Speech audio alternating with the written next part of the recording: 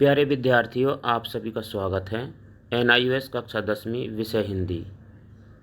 हम पढ़ रहे हैं पाठ 15 अंधेर नगरी के महत्वपूर्ण बिंदु। आइए समझते हैं।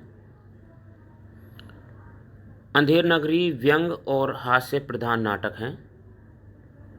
किसी रचना में जब रचनाकार वस्तु या परिस्थिति की असंगति और अटपटेपन को उजागर करता है और उसे पढ़ते सुनते हुए थोड़ी बहुत हंसी भी आ जाती है, उसे व्यंग रचना कहते हैं। यह नाटक भारतेंदु हरिश्चंद्र द्वारा लिखा गया है, जिसमें शासन व्यवस्था की विसंगतियों का उद्घाटन किया गया है। इस नाटक में एक राजा की कहानी के माध्यम से अंग्रेजी शासन व्यवस्था पर करारी चोट की गई है। नाटक में यह संदेश दिया गया है कि लोभ में पड़कर देश हित को नहीं भूलना चाहिए। व्यक्ति एवं देश हित के लिए स्वाभिमान तथा स्वाधीनता का बहुत महत्व है।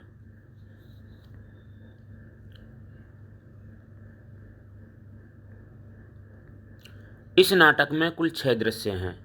पहला दृश्य बाह्य प्रांत का है, दूसरा दृश्य बाजार, तीसरा दृश्य जंगल, चौथा दृश्य राजसभा, पांचवा दृश्य अरण्य, छठा दृश्य शमशान। अंधेर नगरी के अनेक पात्रों में महंत, गोवर्धन दास, राजा और मंत्री महत्वपूर्ण है। महंत या गुरु का चरित्र विवेक का प्रतीक है। गोवर्धन दास एक ऐसा चरित्र है जो लालच का शिकार हो जाता है। राजा के बारे में नाटक बताता है कि वह चौपट है, वह सिर्फ भोग विलास में डूबा रहता है।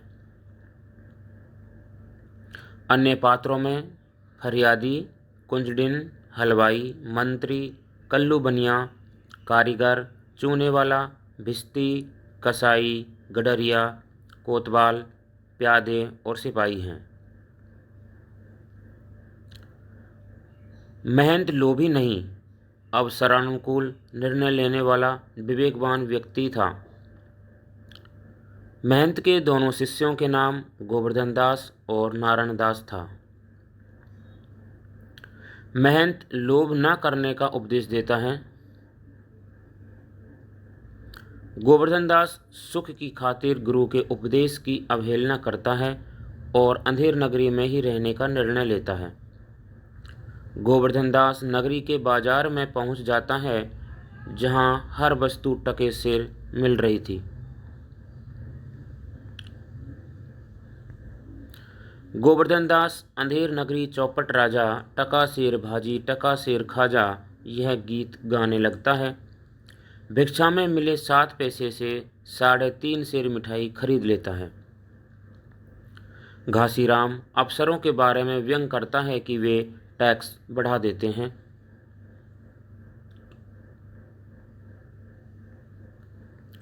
बाजार के दृश्य में घासीराम चने वाला, हलवाई चूरन वाला, बनिया आदि सब संवादों के माध्यम से स्थितियों पर व्यंग करते हैं। इस नगरी में कोई कानून व्यवस्था नहीं है, सब चीज़ें टके सेर मिलती हैं। दीवार से दबकर बकरी मर जाने के बाद फरियादी राजा के पास न्याय की आशा लेकर पहुंचता है। राजा के हुक्म के बाद बकरी के मरने के लिए जिम्मेदार के रूप में क्रमशः कल्लू बनिए, कारीगर, चूने वाले, भिस्ती, कसाई, गडरिये और कोतवाल को पकड़कर लाया जाता है, क्योंकि हर एक व्यक्ति किसी दूसरे को जिम्मेदार बनाकर खुद छूटता जाता है। अंततः गोवर्धन दास को पकड़ लिया जाता है। गोवर्धन दास को फांसी की सजा महज इसलिए दी जाती है कि उसकी गर्दन मोटी है। फांसी के पहले चेला गोवर्धन दास अपने गुरु को पुकारता है। गुरु यानी महंत आकर गोवर्धन दास से गुप्त मंत्रणा करता है। फिर गुरु चेले में वाद विवाद होने लगता है। कारण पूछने पर महंत बताता है कि इस शुभ मुहूर्त में जो फांसी चढ़ेगा उसे वैकुंठ मिलेगा। अब राजा का फरमान फिर जारी होता है और वैकुंठ पर अपना पहला हक जताते हुए वह फांसी के फंदे पर झूल जाता है। गोवर्धन दास द्वारा अपने गुरुजी को पुकारने का उद्देश्य था खुद को फांसी से बचाना। राजा ने स्वयं फांसी चढ़ने का निर्णय स्वयं मुक्ति पाने की लालसा में लिया। नाटक में आत्मकेंद्रितता और विवेकहीनता को दिखाया गया है। इस नाटक में अंधेर नगरी और चौपट राजा की कल्पना का कारण ब्रिटिश शासन की सीधे तौर पर आलोचना न कर पाने की स्थिति है। टके शेर भाजी टके शेर खाजा में निहित व्यंग्यार्थ है, गुणों और मूल्यों की कदर नहीं है। इस नाटक के प्रस्तुतिकरण के लिए बहुत अधिक साधनों की आवश्यकता नहीं है। इस नाटक के संवाद संक्षिप्त हैं और व्यंग्य को उभारने में पूरी तरह सफल हुए हैं। नाटक में लोक भाषा तथा स्थानीय शब्दावली का प्रयोग है। इसकी भाषा खड़ी बोली है, लेकिन ब्रज भाषा का भी स्पष्ट प्रभाव दिखता है। महंत बच्चा बहुत लोभ मत करना, देखना हाँ लोभ पाप को मूल है, लोभ मिटावत मान, लोभ कभी नहीं कीजिए या में नरक निदान।